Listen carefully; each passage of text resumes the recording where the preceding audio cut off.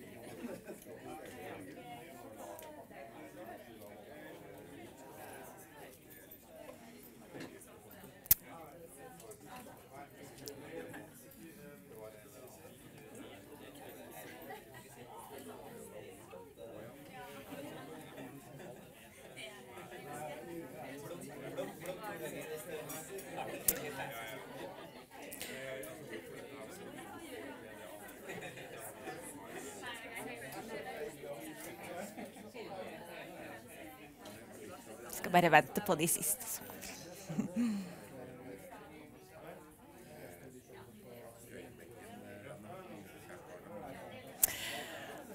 Okay, good morning, everybody.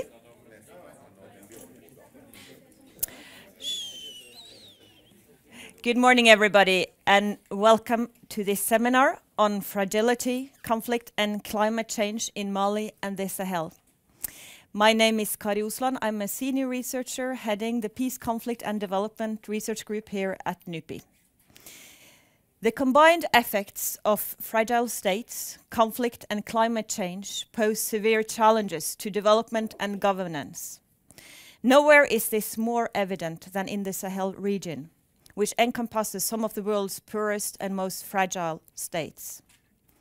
In this seminar, Ibrahim Ag Youssouf, linguist and former facilitator of the Malian peace process of the 1990s, will speak on Mali's recent history and the situation in Mali today.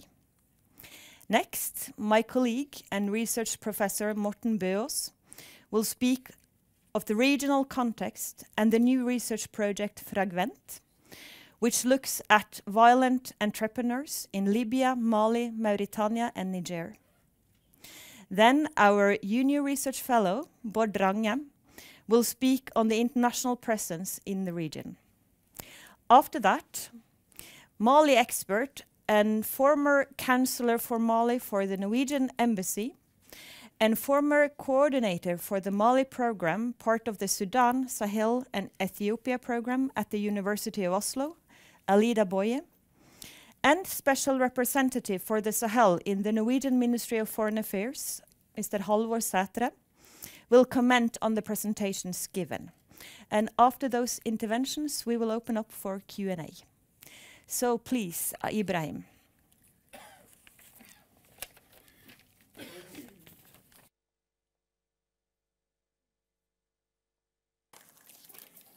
Thank you very much.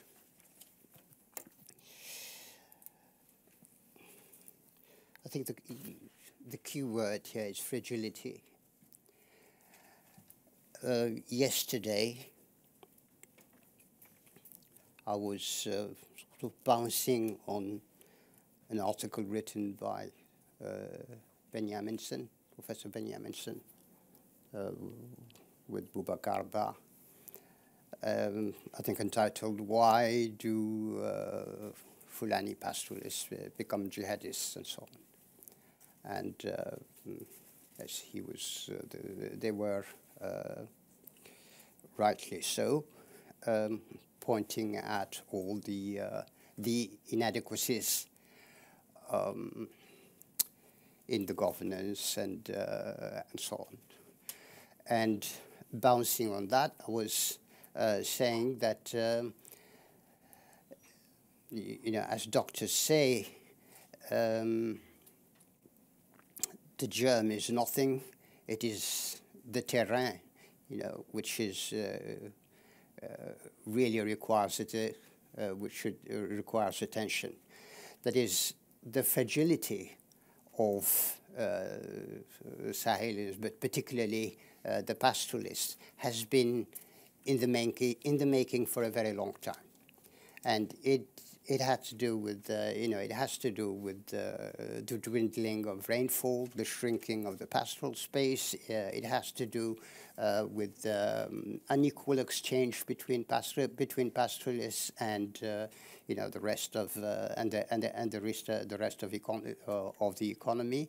It has to do with the bias of the state. And it's not just this present regime. It was like that since the colonial period. Because agriculture is perhaps easier to integrate in let's say the capitalist system than pastoralism, and also because pastoralists, they are mobile and so on, and mobility is not always very well understood. So all these things have been there for a very long time, and it was obvious, for instance, in the 1980s when I was working for the International Livestock Center for Africa, and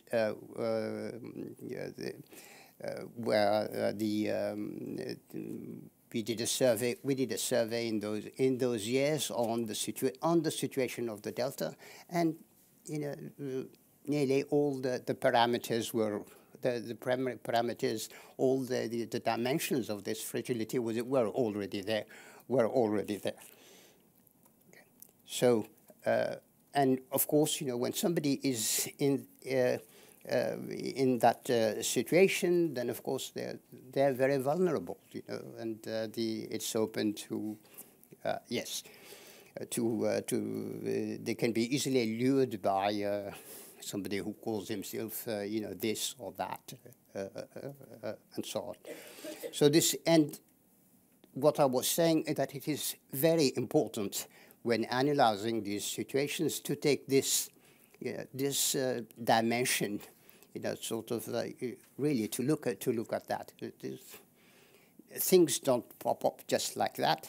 They're always the result of an evolution of causes, some of which are structural and so on, that go back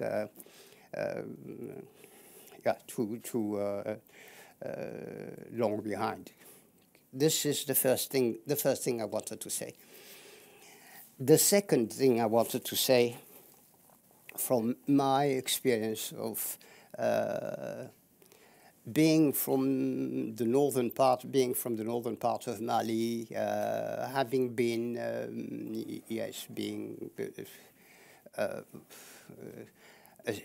part of the peace process in the 1990s, and I think I was more or less doing more or less the same thing until I left Mali.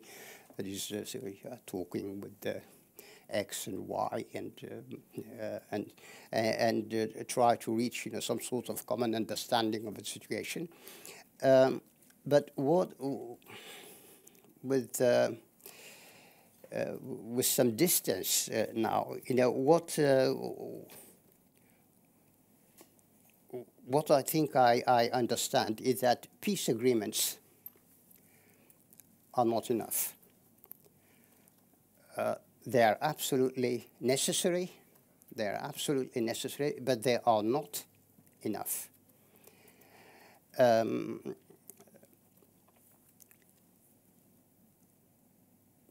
Once the peace agreement has been signed, then of course it has to be implemented. It has to be implemented because otherwise there is a breach of trust and everything stops and so on. Okay. But once the peace agreement has been signed, really, it's people who make peace. It's people, by their everyday life, who make peace.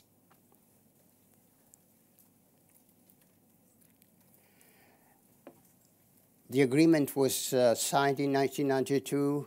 The international community was sort of sluggish in providing support from 1992 until end of 1994, beginning of 1995, and of course that was a time when Mali sank, really. was almost at the brink of the abyss. And but when the international community brought its support, yet what really made the difference was that when we started these community meetings and so on, I mean, you can give them any way you want, where people started to talk amongst themselves and say, okay, now that the ones, you know, with the weapons and so on have agreed to stop fighting and so on. Okay, look, let's talk how so that we can attend this market, so that we can go, you know, to the health services, the schools, and so on, so that we can repair the social capital that has been badly damaged during these years, so that we can again re-establish whatever complementarities and solidarities, you know, we had, and which were absolutely necessary for continuing their life. So what I think I understand is that you cannot have peace unless you can tap on the collective intelligence of the different components of, say, the Malian, I would say the Malian societies, because there are many of them. You know, there are in the southwest, the Mandingo, the Fulani, the Dogon, and so on, the different social-cultural entities. Unless you are in a position to tap on this collective intelligence and capitalize on it, so that people regain a sense of responsibility. And it is this, the sense of responsibility has been lost since colonial times. I'm not scapegoating. I mean, our states have been independent for yes, 50 years now. So that's not the point. But what I'm saying is that colonization, because it was like that, took the power out of the society. The decisions were made by you know, the new ruler and so on, and then you just obey, just obey. Okay. Now our countries have been independent, as I was saying, you know, for the last 50 years or so on, but this power, as I call it, has not yet come back to within our societies. By that power, I mean the possibility for the members of the society to interact, negotiate their, you know, their various interests and so on, in order to reach decisions, in order to yes, give legitimacy to whatever whoever is leading them, whatever governance, you know, they have. When that is not there, then you have problems. Elections and so on. Yes, then yes, of course, yes, of course, but. It's not enough. They will not provide sufficient legitimacy. In a country like Mali, for instance, in 2013, we had 150 political parties. You ask even people who are literate, who speak French and so on, you ask them what is a political party? I mean,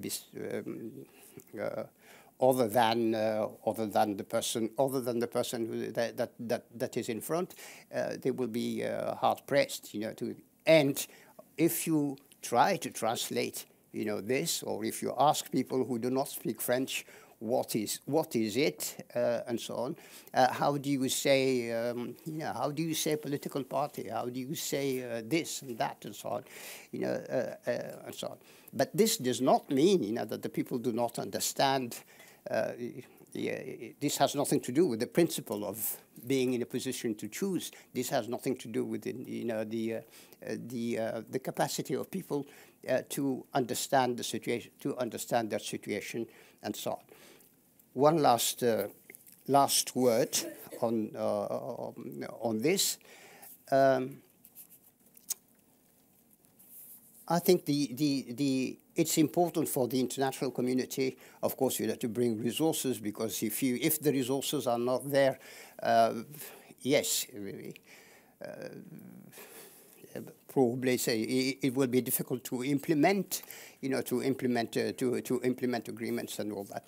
But what is more important, I think, is be by the side of a country, there's a side of a country like Mali, and say, look, I mean,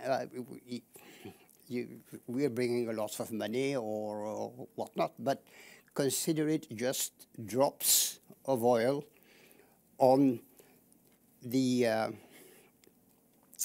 your machinery, but it is Malian machinery.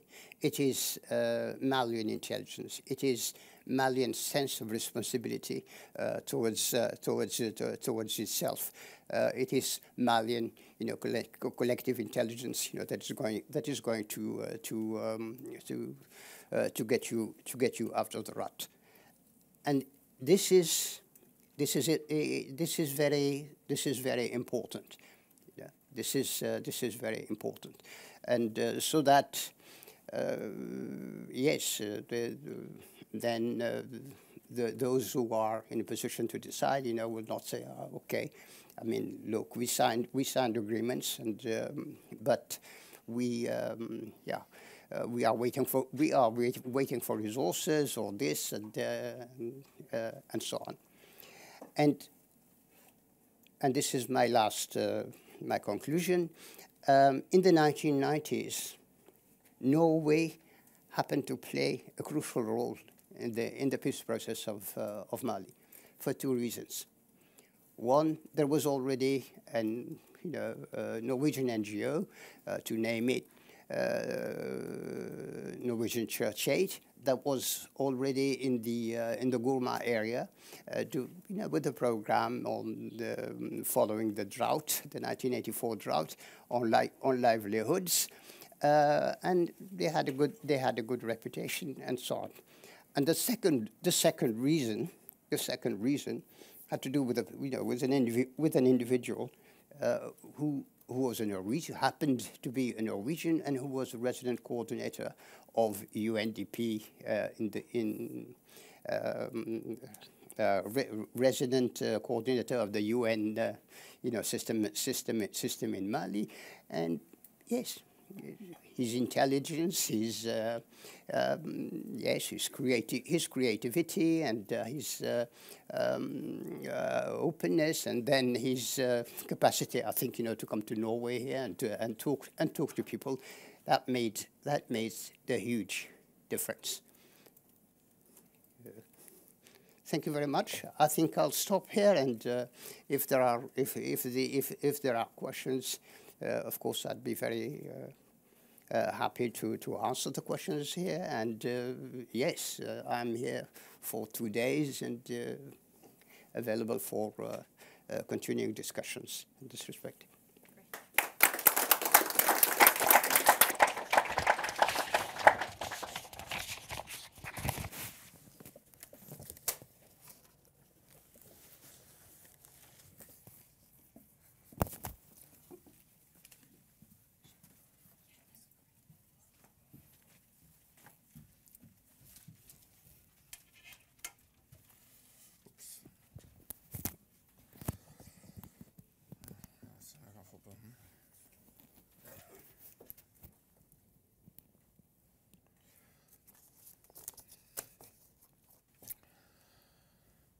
Thank you, and thanks, Ibrahim. I mean, I really agreed to your points, and particularly your point about the importance of history, and that everything goes back to the beginning in many ways. It do also that in this region. I will make a presentation based on some preliminary findings from this research project called FRAGVENT, Fragile States and Violent Entrepreneurs, and I call this particular presentation All Armed Men Rule, ?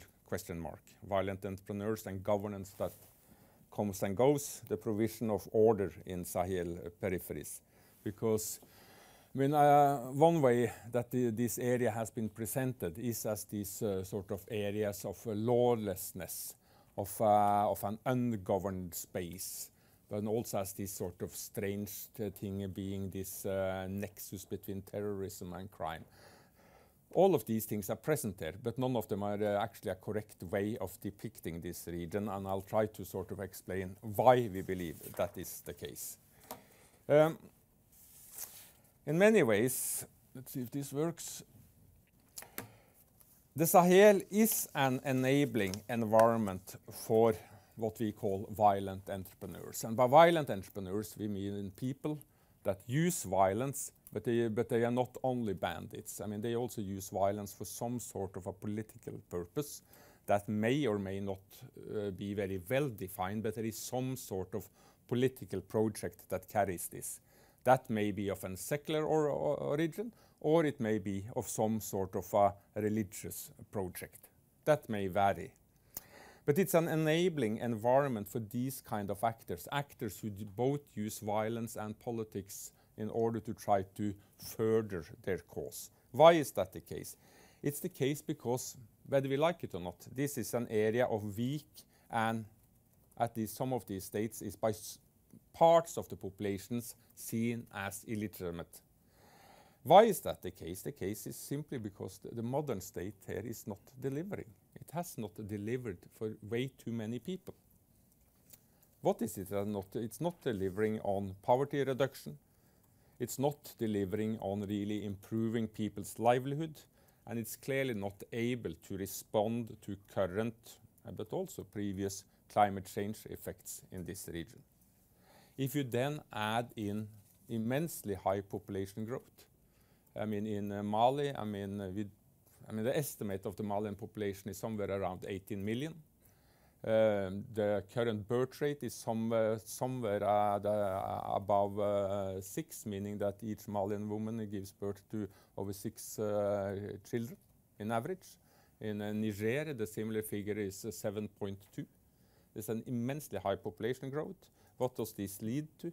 It leads to increased pressure on fertile lands, which again is sort of fueling land rights conflicts. Land rights conflicts that the state is not able to regulate or take care of, meaning that you have a governance void that other actors will try to fill. Then add in what I would call relatively haphazard international responses. The humanitarian and development ones remains underfunded. I mean, the UN OCHA humanitarian fund for the Sahel is still around 35, 36, 37% of what the UN actually think is needed. Whereas what we see quite a lot of is more sort of security-based approaches. But many of these international responses of a security nature is, in my point of view, more tuned to narrow European security interest than the broader developmental needs of the region. By and large, I think that what Europe is trying to do in the Sahel is basically to draw a new European border quite deep into the Sahel. Why is that the case? It's the case because we don't want to see a repetition of 2014, 2015. So much of the international responses in this part of the world is basically about making certain that there is no repetition of huge waves of migrants and refugees through the Sahel. And in many ways we have succeeded in doing that, at least in Niger and Agadez. Agadez used to be the main sort of migrant hub in this part of the world. It is not anymore. Migrant convoys are still leaving, but right now only once a week, whereas it used to be 7 times a week or more. So in a way, I mean, this has given Europe a breather, but we are very uncertain whether this is a sustainable strategy. Rather, in the case of Niger, we may end up doing things worse by unraveling a very fine-tuned elite compromise. I can get back to this in the Q&A, but also my colleague Bård Drange will here talk more about the international responses. I don't have much time, but I just want to sort of draw your attention to a few sort of more generic points before I delve briefly into a short case study of a particular group of insurgents and a particular violent entrepreneurs with the name of Hamadou Koufa, who may or may not have been killed on the 23rd of November. It remains to be seen whether he just finds it convenient to be dead for a while, or whether he in fact was killed by in this French attack. That remains to be seen.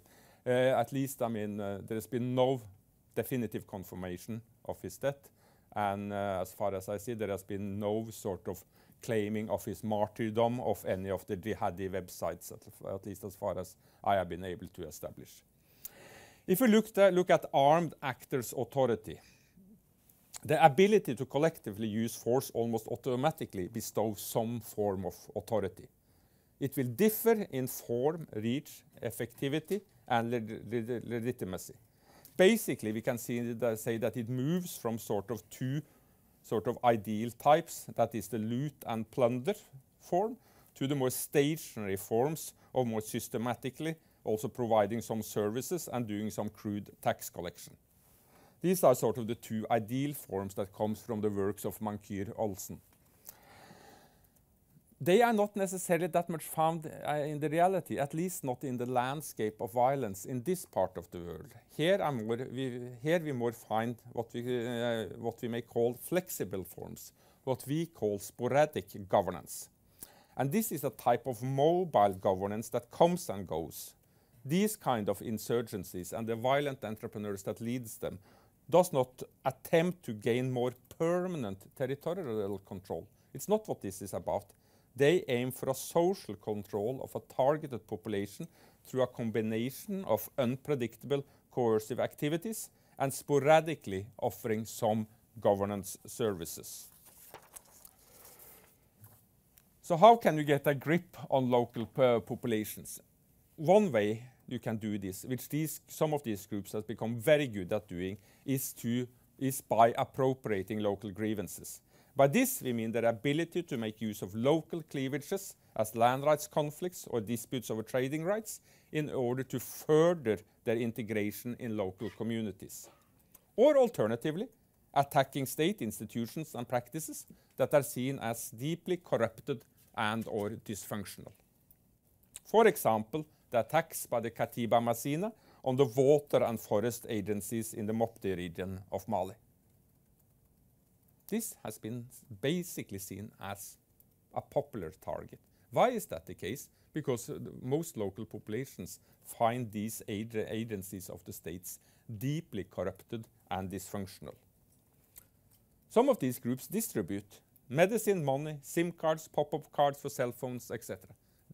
Insurgencies, and also jihadi insurgencies, do distribute. They do have some sort of redistributive mechanisms. Or trade, paying a decent price for goods brought locally, and not the least, at least portraying yourself as being pious. And in this regard, central Mali is a very enabling environment. I'm not going to go through all of this, but just to say that, I mean, Mopti was once a commercial center. Now it's undergoing an economic downturn. Pastoralists have become vulnerable. Tourism, which used to be important here, has completely vanished. And what you're left with is acute levels of poverty, low levels of literacy, and school enrollment. And we can get back to some of the figures if you have the time, but I need to rush a little bit. If you then look at the main entrepreneurs of violence here, that's the Hamadou Koufa and the so-called Masina Liberation Front, or the Katiba Masina, or just the Koufa's boys, or boys of the forest, or whatever. They go under a number of different names. But Koufa is a well-known and respected Islamic Fulani preacher who has been active in these parts of Mali for decades. He is linked to other jihadi groups in the region, like Iyad Agali and the Ansar Eddin. So which makes his group also part of a much larger network in this group for the support of Islam and Muslims. But I mean, the Katiba Masina has promoted a more local agenda, at least claiming that it seeks to restore the Dina, the theocratic Fulani pastoralist empire that existed here in the 18th century. So in that regard, Kufa's group resembled both a big man network and a classical guerrilla insurgency, with Kufa as the big man in control of a group that people know as the Katiba Masina or Kufa's men, which again provides directives to decentralized networks of relatively autonomous Katibas who affiliate themselves with Kufa's brand. They depend on the local population for resources, combats, informants, but also reverse, making civilians dependent on them through the provision of basic services and governance. It's not about control of territory, but it's about social control.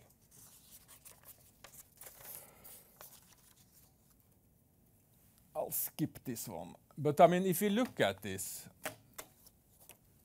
the role of religion, which has been much discussed here, we believe it's an important vector, but not a critical factor. That said, the egalitarianism they promise may have some appeal, the slaves of God argument, suggesting that we are all equal and that previous hierarchies, social hierarchies, do not matter anymore. But much more important is probably the wide reach of Kufa's preaching. Spread on memory cards via Bluetooth, spreading instantly among communities. We have collected quite a number of Kufa's preaching, and I mean it's very interesting to go through this and see sort of the kind of arguments he makes in between religion, criticism of the state, but also offering an idea about an alternative future. So in a way, I mean, some of these jihadi projects are often seen as sort of an orientation towards martyrdom and death. But I mean, this is very much the opposite. It's an orientation towards a possible alternative future, an orientation to a possible alternative modernity. It's not an anti-modernity project.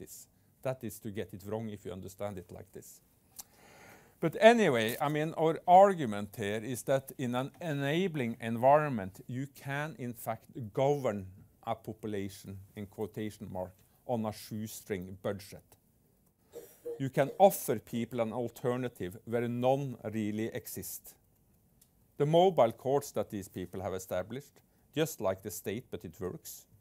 Harsh and violent justice, but this justice cannot be bought and it's instant. Decisions are taken and implemented. This matters in an environment where all that people are used to of law enforcement agencies is dysfunctionality and corruption.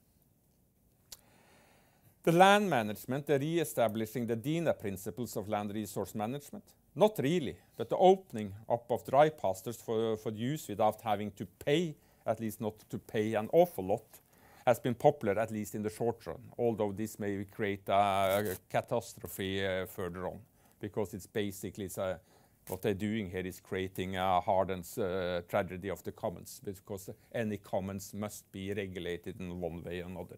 But anyway, our point here is simply that you can govern on a shoestring budget if there is no credible alternatives and your approach is of the governance that comes and goes type, that combines unpredictable coercive activities, in other words, violence, with some service provision when both activities are dressed up in a pious religious language.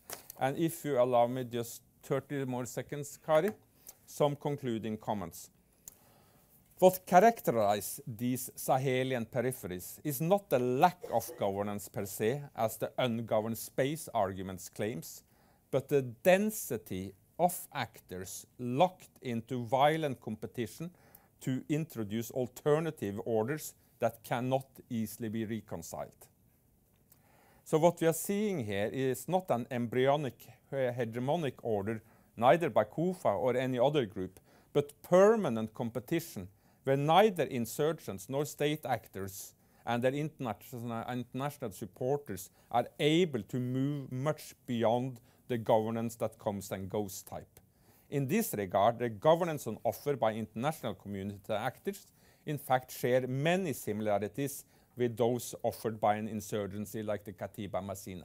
Because basically, I mean, what the international actors offer here today is very much the same type of some sort of attempt of a mobile governance, moving into a village, having some talks with local chiefs and local religious leaders, leaving a few things behind, and then moving out again because they fear an immediate attack.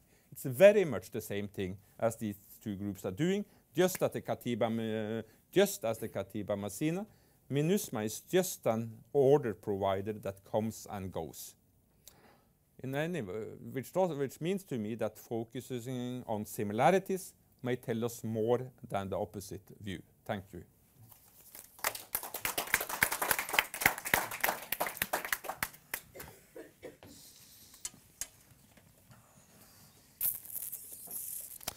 Yes, good morning. It is a good point to move over to international actors here.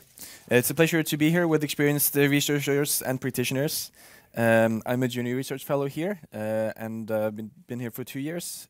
Done some research on Mali lately, mostly through a project on the European Union's crisis response. And we'll talk a bit more about the EU later. I'll first talk a bit about some of the important international actors. And then next I will talk about some trends in the approach that these international actors have in Mali and also in the broader Sahel region. Then I will conclude afterwards. So I suppose most know of Mali starting from 2012 when, on terms of international peace and security, it was watched attentively by many, and the Security Council were following it closely and many others. It was, however, the French that intervened first on request of the interim Malian government, together with Malian and West African forces. And the French is then, of course, very central in Mali with the colonial history and strategic interests. And this is then the first, one of the key actors here. They were firstly engaged through an Operation Saval and later with Barkhane, which are anti-insurgency, quite militarized approaches. And where some of the successes they would count would be, for example, the alleged then killing of Amadou Koufa in November this year. And then initially it was an African-led peace operation. That was the sort of second actor that I'll talk about here. It was quickly transformed into the UN-led MINUSMA operation, which then works on stabilization, as it's called.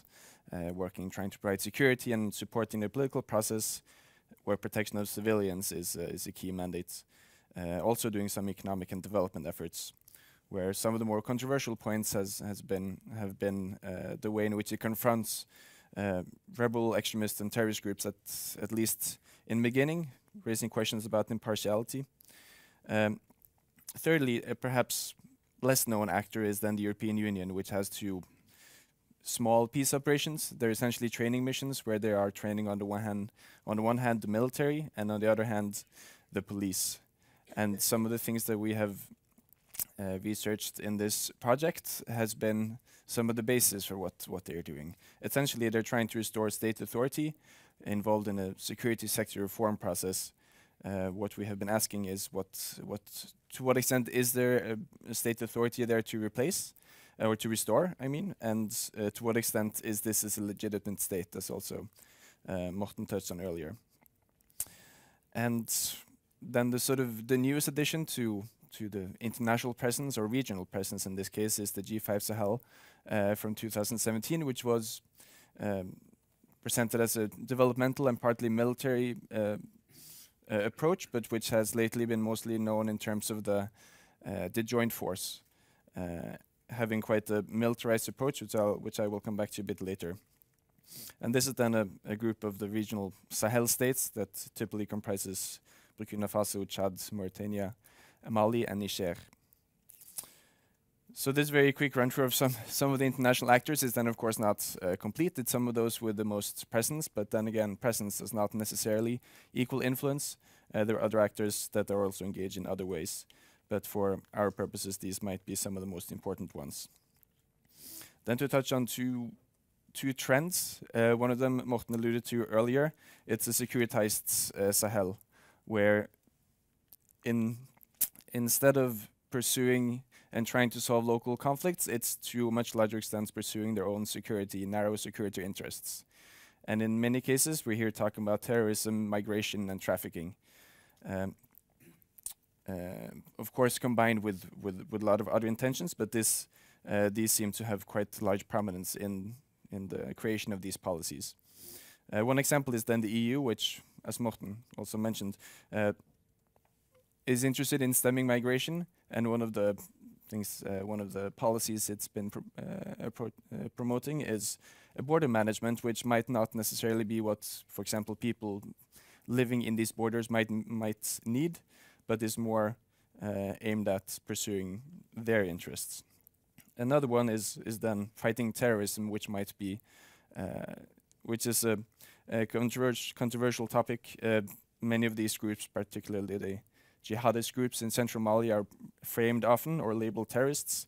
As many have pointed out, one should also understand that these are tightly rooted in local socioeconomic challenges, and that an exclusively militarized approach would not be all and would not be exclusively what will be required. A second trend, which is then not exclusive to Mali, is coordination challenges. Perhaps particularly difficult when many actors are pursuing their own narrow security interests, is that coordinating the international approach is something that everyone says and favors, but that is very difficult to actually do, to actually walk the talk. We had a seminar here at NUPI 3 weeks ago from the Effectiveness of Peace Operation Network, where they talked about operational splintering in Mali, which I think is a very good term, where there is no clear international strategy, really. So, to conclude briefly, international actors are important. I think Morten has been using the term that Mali is an artificial international life support system, which speaks to the importance of international actors. It's difficult to say what will happen if they would leave abruptly or quickly. But still, their impact is also limited in that one deals with a state that struggles with both control and legitimacy, making this quite a difficult task. But then the solutions, as Ibrahim was talking about, is that it's it's the state. This is not what Ibrahim talked, but like the state is essentially, you need local ownership and national ownership. You need people on the ground, and as Ibrahim was mentioning, it's people who make peace. And these solutions must be locally organized rather than externally imposed. And a second then is that, as has been mentioned, a very militarized approach might not be all that is needed. More development efforts and political solutions on various levels is essentially what is required, where Malians are driving this, and where the international community at best can contribute in some ways at some points to these processes eventually, over time, bringing some sort of peace to Mali. So, yes, thank you.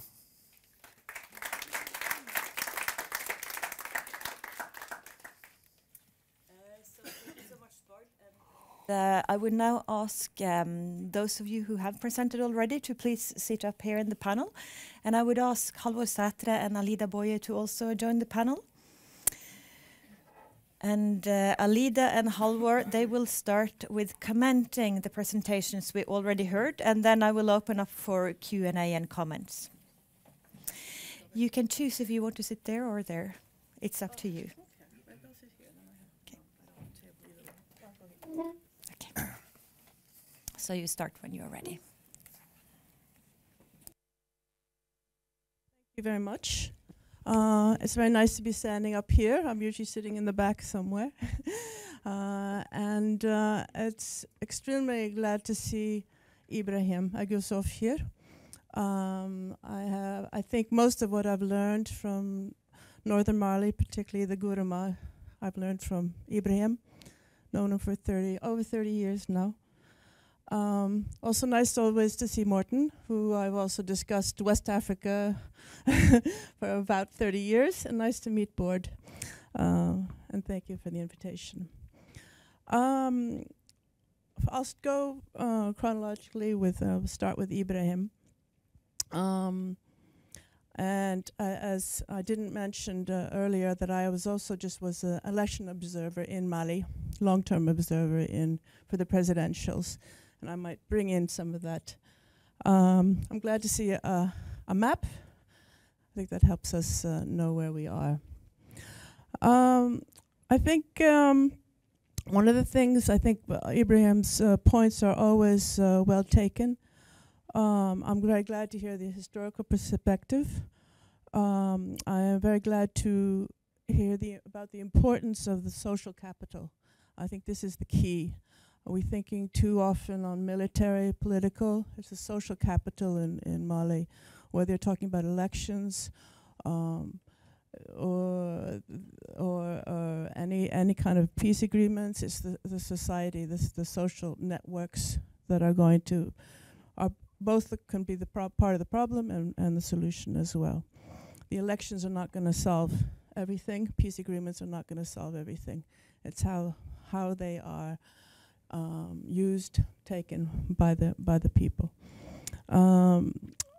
It is, and I think a particular point about people regaining a sense of responsibility.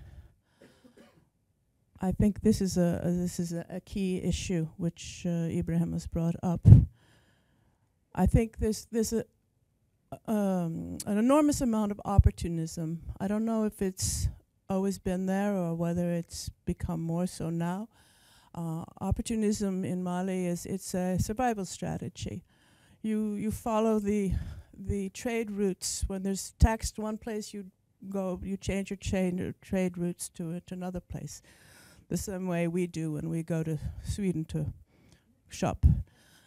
So this opportunism is both a survival strategy, but it is also very often built around money. And I think I know Morten has written about this before, about how the economy of this area and what drives people.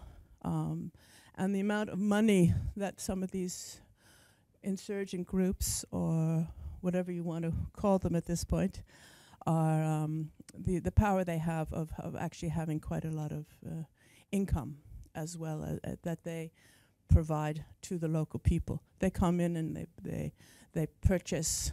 They pay more than many of the local people can pay. They bring in they're keeping the economy going. What can you say? And that the elections are not enough. They do not provide the legitimacy. I think it's interesting when Ibrahim talks about the bias of the state. I think this was very true in the last election. Kidal, up here, which is where you might say the Tuareg rebellion, the Al Qaeda were based. This in 2013, turnout was almost nothing. In 2018, turnout was 90% almost. And who did they vote for? The president. The president had come. Ibk had come up to visit for the first time. He did not go there during his while he was president, but when he was a candidate, he went up there, and then it turned around. In many, I think over 800 polling stations were not able to open in the first round. Where were these? Here. The head of the opposition is Fulani from Niafunke. Where's Niafunke? Around here. Same places, Kufa, Amadou Kofa, and Ali Farko Touré. Mopti, this is where one of the reasons was because of flooding. And then why do you have elections in the middle of the flooding season? And the rest was security. So in the second round, it was reduced to almost the half. So they did make some efforts to secure this area. Niafunke was also the place where one of the polling station heads of the polling station, president of the polling station was killed. And this is the area. This is the Fulani area that is that the opposition came from. This is all speculation. We don't know. The observers were not there. We were in the south. It was too dangerous to go in the north. The president's wife came from Gao, so that obvious reasons, and she has given a lot to Gao, so it was obviously the reasons that he would win there. But one can ask whether this bias of the state was also part of the elections. It's a speculation. I don't know. I don't know. I also like, Ibrahim, when you say the Malian machinery and collective intelligence. And I think you all went on this to the Malian ownership over this.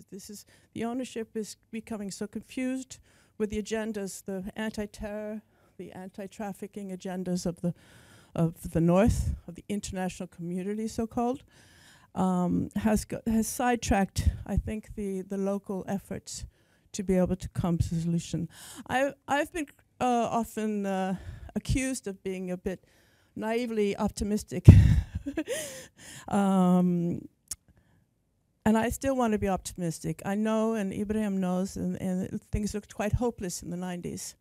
But somehow, thanks to efforts from people like Ibrahim and Norwegians like Horlode and Tuareg, who worked not with big Norwegian flags or with lots of agendas, they worked with discretion.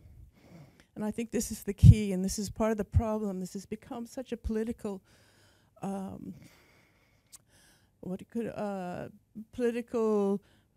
gevinst, helping to it, high politics, thank you, and helping basically politicians in Europe.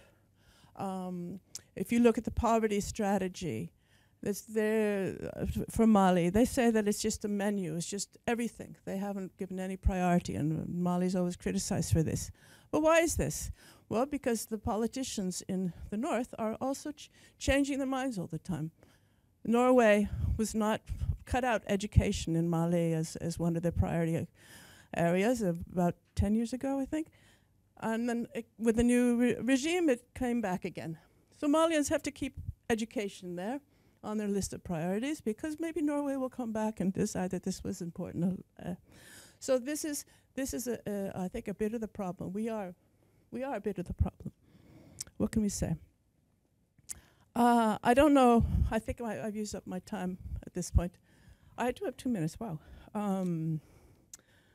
I think the framing of the anti-terrorist, the terrorists.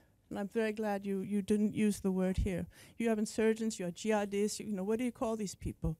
Iyad was originally a jihadist. Or first he was an insurgent in the 90s, and then he became a jihadist.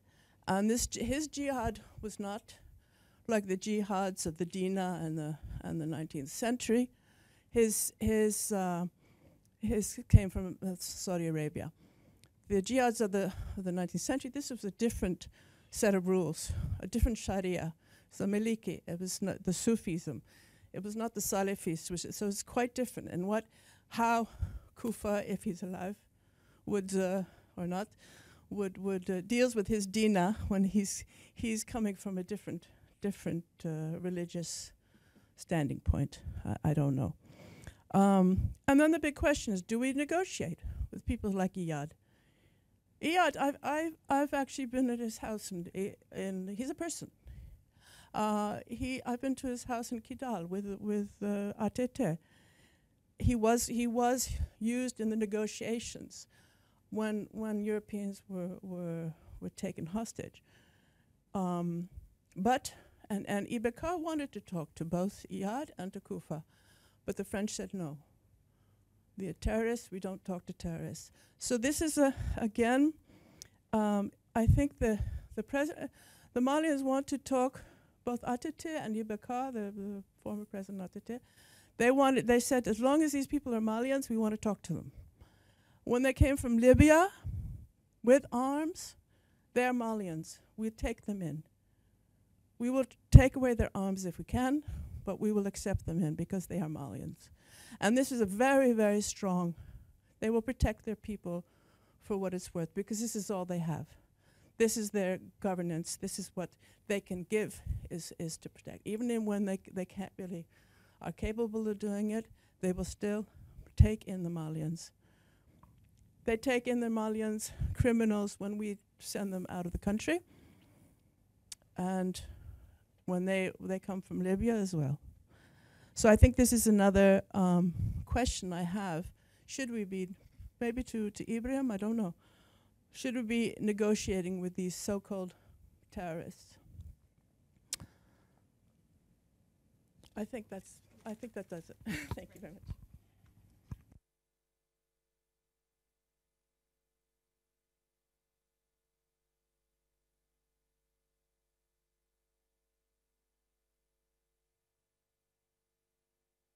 Thank you, Kari. And first a few words to say who I am. I don't have 30 years of experience or more in the Sahel. I have 3 months as a Norwegian special representative to the Sahel. So I feel very humbled to be here, sitting here among you who really have that deep knowledge.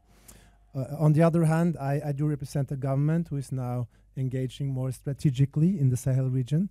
And I brought a few copies of our quite recent Sahel strategy that we launched in September, and that's a very good basis now for an increased and long-term engagement of Norwegian government in the Sahel region. So I will just pick up a little bit on that, the strategy, and then I would like to pick up some of the points about the international engagement, and I would also like to comment on the issue of legitimacy, which was actually one of the few notes I had before I came here, and then I was very pleased to hear that it actually came from all of you others who spoke. What's the nature of legitimacy in the Sahel and in particularly in Mali? So, few words about the strategy. It is pragmatic. The first to say about it is that it's a quite pragmatic codification explanation of what Norway has been doing over time in the Sahel. So it's kind of pragmatically building on things we're already doing, and I think that's smart because then you know that you already have something to build on. And it's also multidimensional, so it covers the whole range from security, development, human rights, humanitarian, etc. And if you're building a platform for further engagement, I think that's a good thing that it's also balanced. It is let's say a beginning. We are very glad to hear, and that all this information about Norwegian engagement in the past that has been very, very important, and we are extremely pleased that there is this vibrant community here, held up by NUPI and others, and with really deep knowledge and also academic work that seem to be really to the point that's happening now. For us, that's very, very important, so we can also tap into that knowledge when we develop our policies as we move ahead. And the strategy is also translated into French, and it's available online at the several links at the Norwegian or the government foreign ministry websites. Now, a few words about the international response. I think a lot of good, very precise observations have been made already about the nature of the international response, and also it's no secret that the concerns about migration and terrorism have been, let's say, catalytic or pushing European countries really to mobilize. But what I do see now is that the international engagement is becoming more mature, more holistic, and I think we are seeing a change now. At one potential pitfall that has been discussed, which is still a potential pitfall, is that the international response remains too securitized, too militarized. Obviously, there is a need, or I would say that personally, there is a need for robust, security interventions. But from past experience, we also know that this will certainly not be sufficient or enough to stabilize real and lay the foundation for a real development of the countries. Now, what we do see now, and then I'm coming into the G5 Sahel, which was mentioned by Bård. I was just in Nouakchott for a major conference to mobilize funds for the G5 Sahel's development priorities. So I think that conference is a very interesting development happening right now. The first is that the cooperation among the 5 Sahel countries has been picked up by the international community and is being very actively supported by the international community. You do have the G5 Sahel force, which is trying to become operational, but then you also do have that development pillar. And the conference in Nouakchott now actually managed to mobilize a really, really broad section of international donors, much broader engagement than we've seen in the past. So I think that's positive. We are seeing much more deep investment also in terms on the development side, where you see all the major development actors coming in, and including Norway. So to me, that's a positive. And it's also, to me, positive that rather than only speaking about the G5 Sahel as a security force, a counterterrorism force, we are now actually speaking about, the deeper development challenges of the region. Now, so let's say that's a positive development of more and deeper engagement of the international community.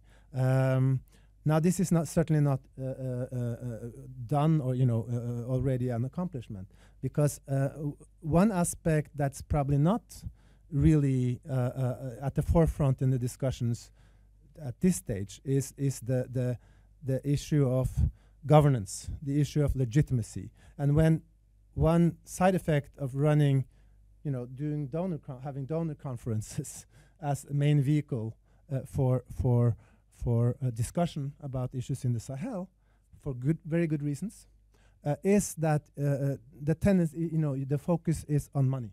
How much money can the international community give to the region? So the focus is rather on the international community's delivery of their promises than actually the changes, the reforms, the political processes that need to take place inside the countries, and obviously in cooperation between the countries. I think that's something we should look into as we go further, that the donor aspect doesn't overshadow the political and governance aspects.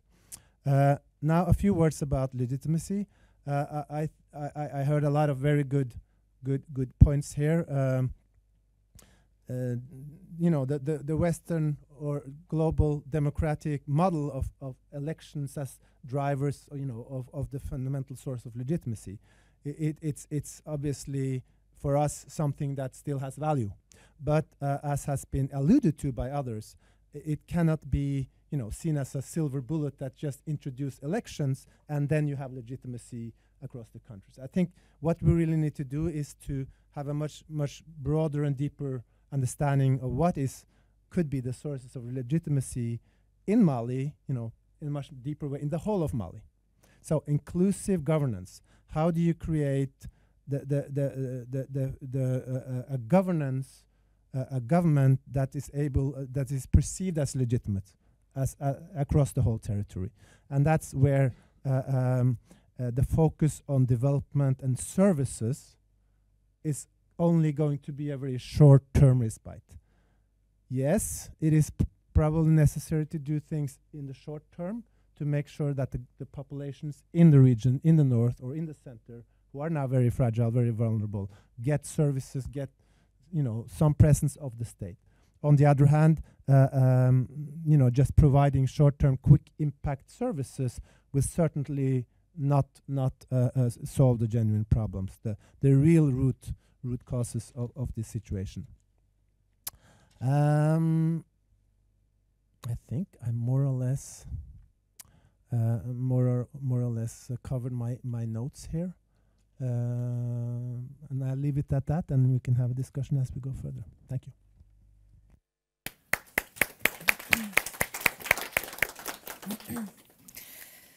Thank you so much to all of you. I think you've already provided a lot of food for thought, and I think you also complemented each other in a very good way.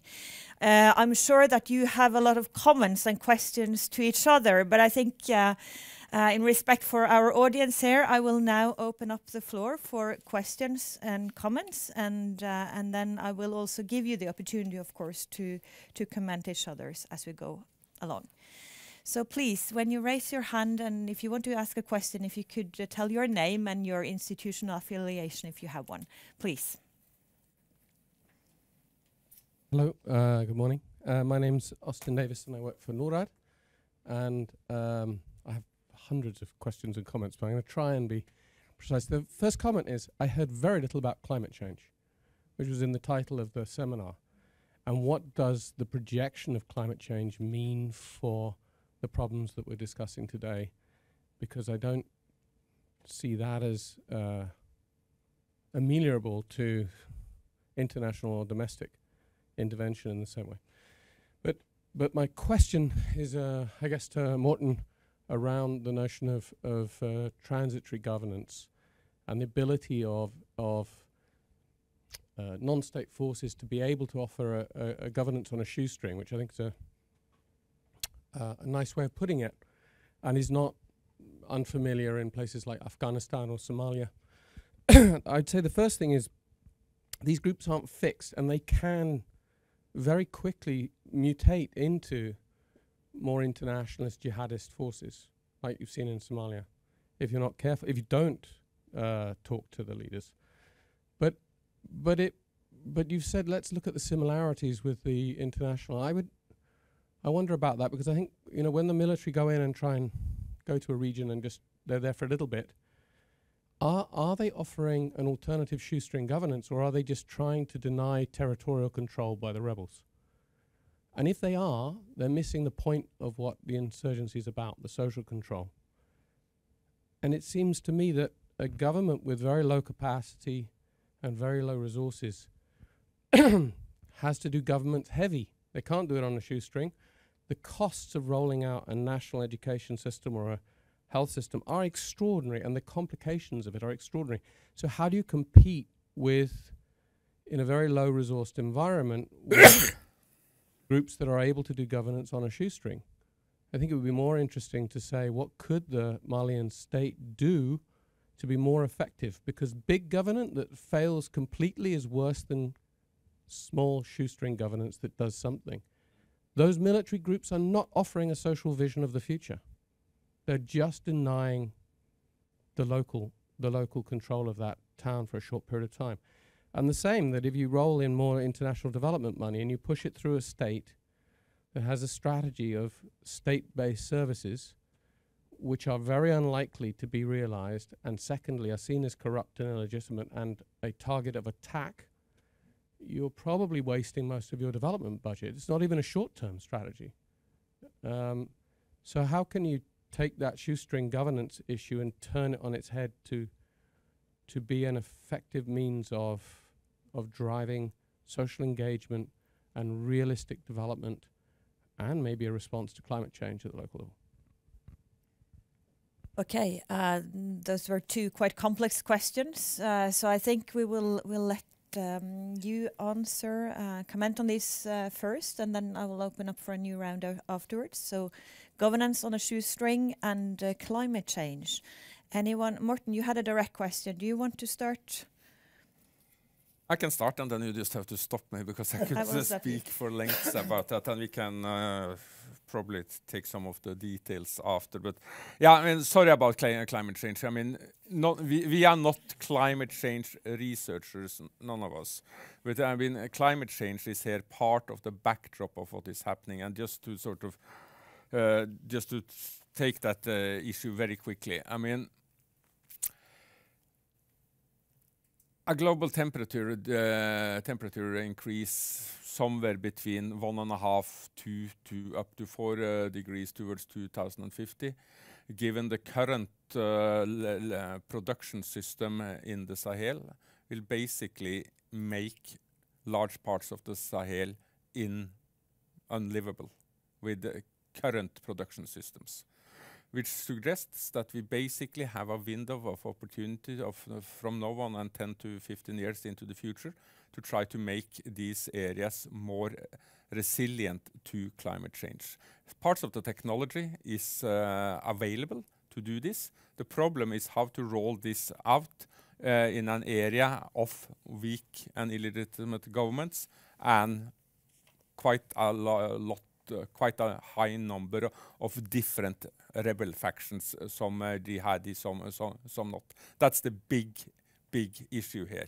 And then if you add in the population growth in this area, which if nothing is done with it, will create massive exodus of people from this area, parts of it northbound, but also very much of it southbound. And we see that already happening.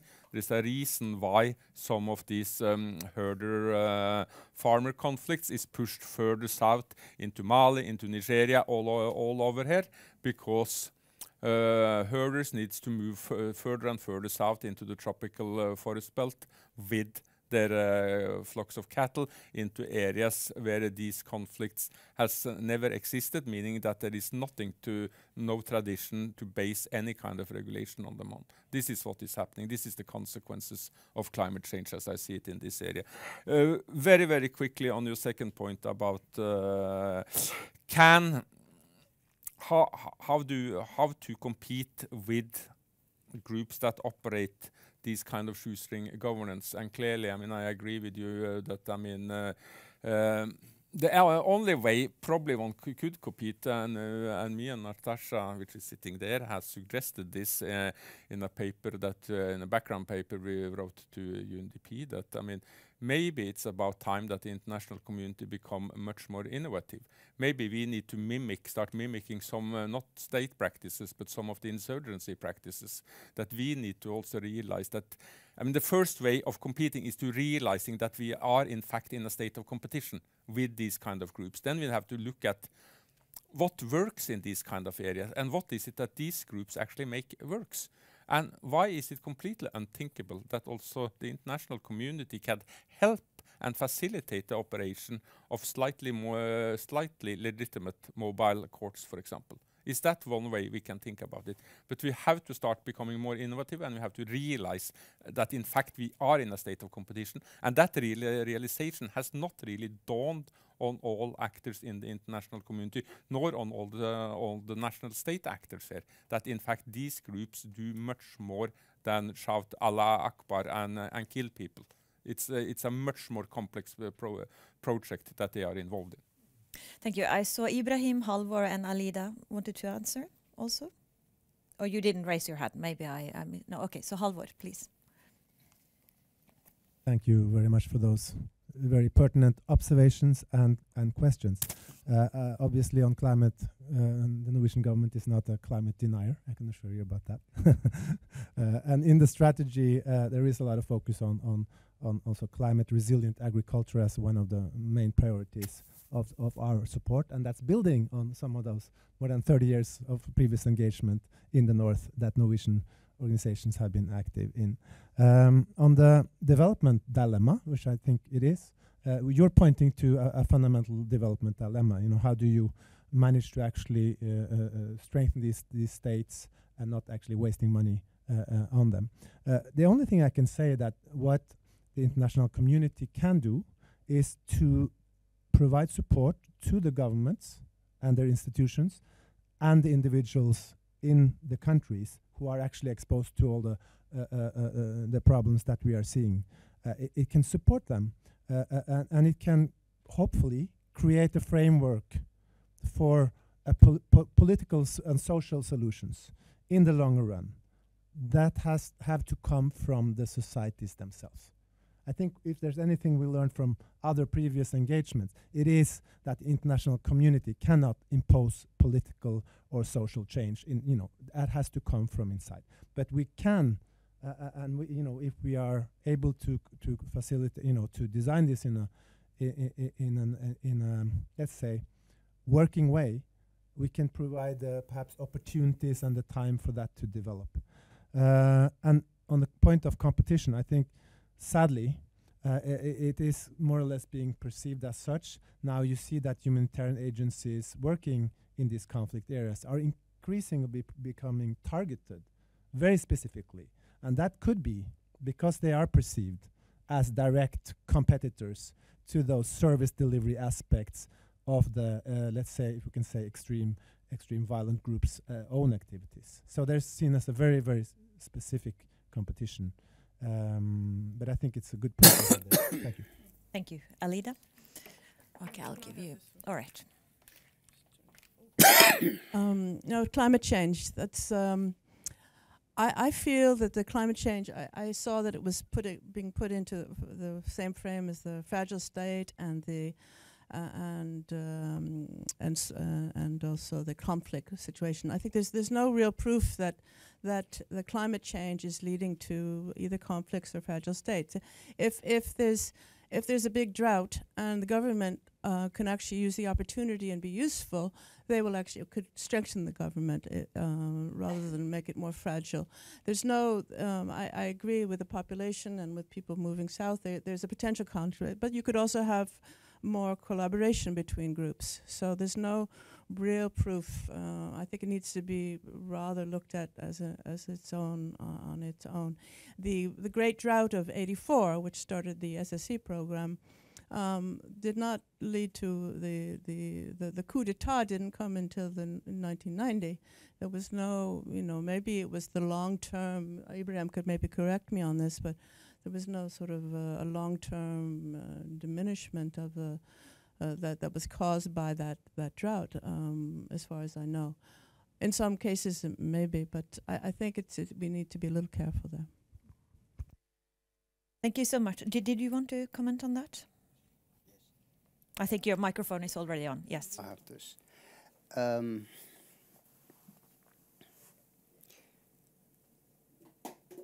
What I would like to say is that one thing that has to be kept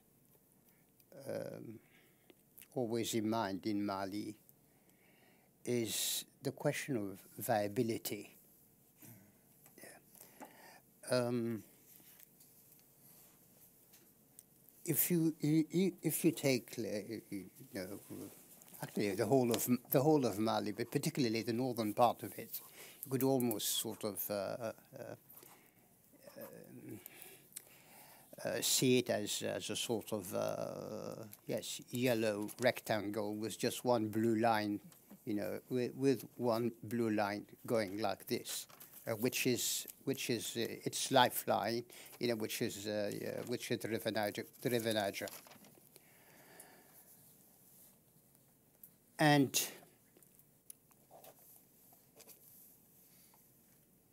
if you look at any map, even without knowing very much about the, let's say, the northern part of the country, again, yeah, I'm just because I'm from there, and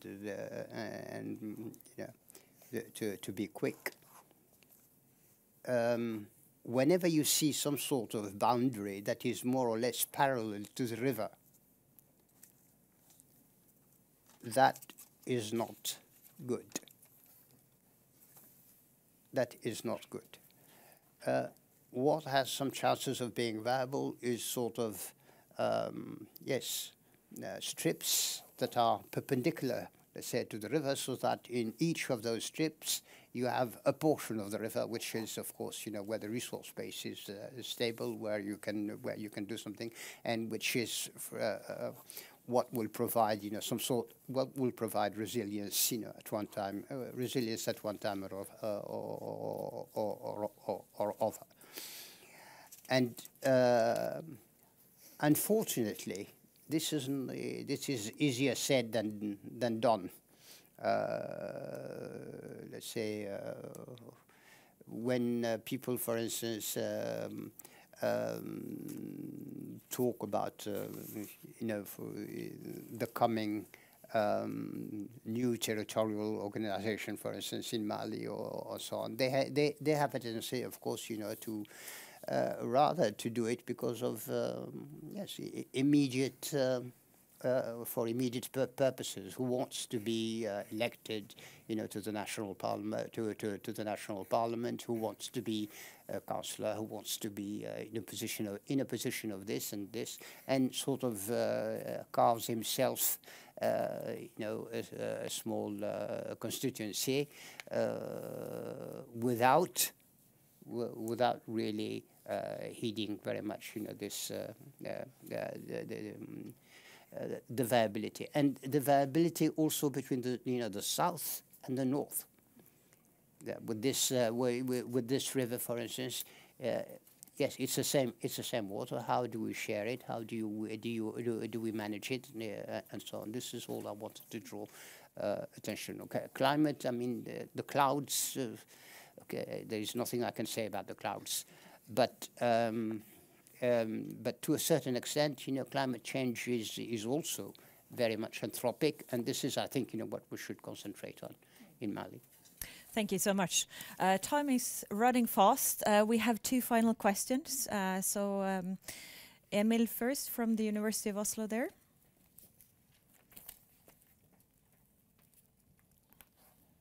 Thank you. Thank you for insightful speakers. Also currently interning at the Norwegian Refugee Council, so I was told to do a question regarding refugees, if I was allowed to come here. I just want to follow up on what Morten talked about on the European response being drawing the new European border in the Sahel, and just wanted to ask what are the implications of this? Does it mean we will see less migration and more internally displaced, or does it have any effect at all? And maybe, I don't know, challenge what Halvor said on the holistic approach that we'll be seeing, the more holistic approach, because drawing European borders in Sahel doesn't really sound like the holistic approach. Thank you. Difficult question. The final question from Natasha Rupesinghe, NUPI. Yes, thank you very much for the very interesting presentations. I'm just going to limit myself to two very quick questions. In this context of basically a securitized approach, particularly the UN mission is kind of clinging on to the political process of the peace agreement, the current peace agreement from 2015. So my question is for Ibrahim Ag Youssouf, based on your experience from the 1990s, what do you think is the biggest risk at the moment threatening the implementation of the Bamako peace agreement? And my second question is for Halvor Sæther. Given that Norway has a long tradition of engaging in conflict resolution and mediation, what would Norway's basically position be on opening up dialogue to engage, well, the jihadi insurgents in Mali? Thank you. Thank you so much. So, Halvor, maybe do you want to start on that one? Thank you. And then I will also give you a chance, the rest of you, to comment towards the end. So I would also ask you to be brief, please, yes, since we are ending quite soon. Brief. No, just a few words about the holistic approach then, and the risks of that. I think that certainly for Norway, in our holistic approach, that means that we are probably also increasing our humanitarian funding to the region. So it's not necessarily that we want to mesh everything into one pot and stir it around, but it is that we need to have, we need to maintain all the aspects, and and when you have humanitarians and military and political actors and a very, very complicated set of actors in any given area with conflict, it's not going to be easy. There's going to be coordination challenges, perception issues. What I do think about that is that that needs to be taken very seriously and discussed in a good way, systematically on the ground, I guess, in Mali in this case. But we are very we are listening very carefully to the voices of humanitarian organizations about these issues. Now, as regards political conflict resolution, we do not have any formal position on that, but certainly, as you will see in our strategy, Norway is very much keen on seeing if there's anything we can contribute to conflict resolution processes at different levels, both at the, let's say, global strategic level, but also at you know, lower levels in local conflicts, sub-regional conflicts, etc. So we are certainly, you know, willing to provide our services if and when there is an opportunity that is demanded by the actors on the ground. Thank you. Morten, you also had a direct question, so if you could take that. The new European border. Implications. Well, I mean, right now, I mean, the main migrant route through Agadez has been is severely reduced. And that has one of the sort of short-term implication is that there are less migrants, refugees coming into Europe, whereas another route has sort of been reopened again, and that's the one through Morocco, particularly from Tangier, which is basically a consequence of two things. I mean, more people is going in that direction now, and that is probably overcrowding the Moroccan capacity of preventing people from leaving, in combination with the fact that Morocco is probably sort of not paying too much attention to it either, because it wants a better deal with Europe, basically. It's a long, there's a lot of frustrations in Morocco of sort of being forced to be the gendarmerie of Europe, and all they say they get in return is a lot of shit over Western Sahara. They want a better deal, basically. And will this sort of mean that we will see more IDPs in... well, I mean, that depends on how you define IDPs. Then it would be sort of more refugees, migrants left in Niger. But Niger has been very clear on one thing, and they are drawing a line, their red line in the sand there, is that Niger is not going to become sort of the resting place for people trying to get to Europe that Europe doesn't want to have in Europe. So basically now it's quite an interesting cynical game going on with Sudanese from who are in Libya, IOM, who has become basically the arm of the EU in all of this, are taking these people out of Libya and sending them to Niger, and the Nigerian authorities are sending them back to Libya as soon as they can, because they are very convinced that if they allow these people to stay, then that red line will disappear, and Niger will basically become the dumping place for everybody that Europe doesn't want to see going further north. And I very much understand what the Nigerian government is doing here, because if they give an inch here, they will have it all, and they cannot afford that politically. Because if they do this politically, I mean, if they do this, I mean, politically, I mean, the fine-tuned compromise, elite compromise that constitutes the current Issoufou Bazoum regime in Niger, it will break, and then that will be of tragic consequences to the people that lives in Niger, but it will also show the short-sightedness of the European strategy, because this is not going to, what we are doing is not sustainable. We need to find another way of managing both refugees and migrants. And that is not to say that I'm anywhere in favor of just opening up and let everybody come. We just need to find a better way of managing this than a very short-sighted strategy that is currently being used. Thank you. So the final word from Bård, Alida, and Ibrahim towards the end. Please, Bård. Yes, Halvor mentioned these negotiations on different levels, and I think it's a really important point to a bit follow up on Natasha's question about the risks to the Bamako agreement. I was also perhaps wanting to ask Ibrahim what could the prospects of very local peace process be, and is there a role for international actors to support these local peace processes? Or would rather these function much better without them, basically? Alida, and then I'll give it to you. No, there's also the agreement in Algiers, which is still not functioning as it should, even though it's being monitored by the EU, the AU, the ECOWAS, the G5, and God knows who. God knows who. Not moving very fast, and according to the Carter Center, this is the lack of motivation from also the CMA and the platform. I think the G5 it's a good move. It leaves out, because we have not previously had a regional grouping that can handle the Sahel questions, the ECOWAS, the Mauritania and Chad were not part of. So this is, I think, a very good thing. The problem with the G5 is that North Africa is not there, which is maybe a good thing, particularly given Algeria and Morocco are not being quite on the cooperation mode. And I think we're really not going to get very far with this until the West Sahara is somehow resolved. But of course, that's not going to be resolved as long as the migration question is still there. So it's a bit of a hopeless. I'm not so optimistic about that. Thank you. Thank you so much. So the final word to you, Ibrahim. Okay, to answer the question that was put to me about the implementation of the peace agreement. I think, of course, the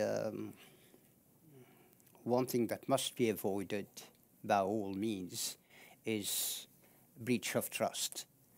Because once if the trust between the different parties to the agreement is is not there, then there is a problem. There is a problem. So really, something has to be done. The agreement may not be perfect and all that, but once people have agreed, that this is let's say the first steps that we are going to take in this direction, they have to do their best. And also make sure that everyone understands that each one is making his best effort, to go in that direction. Now, from the 1990s, I know this, some of the things, that were sort of difficult. Okay.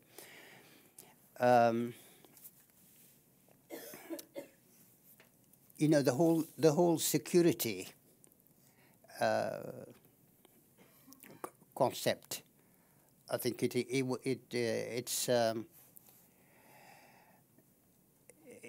has taken time, but it's still not there quite. To sort of bring everyone to understand that the security of a country, it's not its army. The security of a country has to do with democracy, has to do with good governance, has to do with the level of education of the citizens, has to do with the good relations with with the neighbors, has to do with the state of the economy and so on. These are the factors that provide probably I don't know, maybe just to speak like that, maybe 90% of the security. This does not mean that an army has no role whatsoever, or that armies should be the army has to be strong by definition almost. It has to be strong, but no matter how strong it is, its role is limited. What really brings security to a country is the things that I mentioned, and but unfortunately there is still a lot of you still hear a lot about we don't have a strong a strong army. It's not well equipped. It's not this and so on, which may be true, and which of course requires solutions. But it must never, I think, sort of distract from the fact that the security has no, just for an individual, it's not, something that you have under your armpit here that protects you. No, what protects you is your respect for others, your intelligence, your usefulness to the society, and things like that. This is one. Second thing that where I think it's been sluggish also is genuine decentralization, or again to come back to what I was saying is yes, bringing the decision making power and so on back into society. And I would like to say something also is that this is not just the northern part of Mali. The northern part of Mali happens to be, let's say, maybe the weakest part or the marginalized one and so on. That sort of reveals, reveals problems which are common to the whole country. Which are common to the whole country. The governance is the governance of the whole country, and Sikasso in the south needs decentralization. Kai needs it. Mopti needs it. Kidal needs it, and all that. There has been decentralization. Okay, in principle, yes. Since 1993, there was a law on decentralization and so on. But doing it, it's very, very uneven, and so on. Let's say from the first days in the 1990s, and then the time a little later, let's say during President Touré's days and things like that. So really, something has to be done, and for that, there's, I think, people have to understand what he was saying. What is it that provides legitimacy in these cultures, in these collective intelligences, as I was to use my phrase, cultures, in other words, but what is it? And I think more light is needed on all that, so that people understand, and so on. Okay, this is another thing where I think we have had some problem. We had some problems. Is stopping impunity. So stopping impunity. And yes, since I don't know, since 1963 to the present, the impunity is there, and nobody says anything. I mean, when I say nobody, with some some results. Of course, there's Human Rights Watch, Amnesty International, the Malian Association of Human Rights and so on, and the International Federation of Human Rights, and all those people, but still, yeah, there is still. Something has to be done. I think one of the problems, perhaps one of the problems is that sort of a government has to say to its army, no, you did this, and yeah, and that means also saying to its army, you have to be Republican. Because usually what happens is that when you have an army that does those things and so on, very often it's in. I'm not saying that this is necessarily the case here for Mali, but I've seen this in some other places.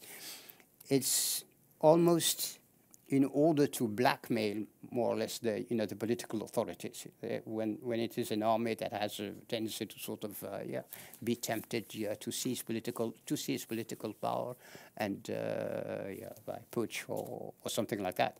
So this is and it means working. It means working on. Yes, the army, and what is it? What is your job is going to be? What are the requirements? Moral, political, and so on. When I say the army, it doesn't mean that it is just the army that is doing, these exactions and so on. The rebels also, all the ones who at one time or another had the means of, violence and so on, and who did bad things, of course, are not yes, they are not very. They would like. Yes, they would like to have an amnesty. They would like to turn. They would like to turn. They would like to turn the page and so on. But I think it's not. It's yeah. Something has to be. Something has to be. Something has to be said, and said. Look, we have to stop. We have to stop this. And so, in the 1990s, we were not. In the 1990s, we were not very successful, and I think there is still that, and of course, that means also stopping with militias, and yeah. Okay, we are running over time. Yeah. You want one final half a minute? Just half a minute about religion. I think one way, of fighting, of course, these is you have to keep. Religion becomes dangerous when it is stultified, and when there is no debate anymore. Okay, when there is no debate anymore. So you have to keep. You have to keep the debate going on. Within religion, within religion itself, I think that you have to keep the discussions and so on. And I was saying yesterday that Mali, some parts of Malian society have known Islam for 1,500 years, or something, but still, the Quran is not, for instance, available, to these people in their native language and so on. It is, of course, commented, translated, and so on, but this is something that would sort of help, and say that okay, where does it say? Where is? What does the Quran say? The reference. What does it say about this particular topic or jihad or whatever? Okay. So it is. This is I think but it's you have to find the means of sort of keeping the debate so that people keep, because I think any religion basically is. Yes, of course, it commands you to to love people, love all creation. It also commands you, I think, to be intelligent. If you look at the Quran, for instance, أَفَلَا تَذَكَّرُونَ أَفَلَا تَعْقِلُونَ أَفَلَا تَذْكُرُونَ, and so on. And well, why don't you think? Why don't you, why don't you this and so on? There is a sort of duty of being intelligent, of opening your eyes and discussing, and also they tell you that you're understanding half of what you think is in your head. Remember that, or 2/3 of it come from your from the others. So you have to keep talking. Great, thank you so much. Thank you to the panel for sharing your reflections and insight with us. Thank you to the audience for being patient, and I apologize for not being so strict going over time. But please join me in a hand of applause to this excellent panel.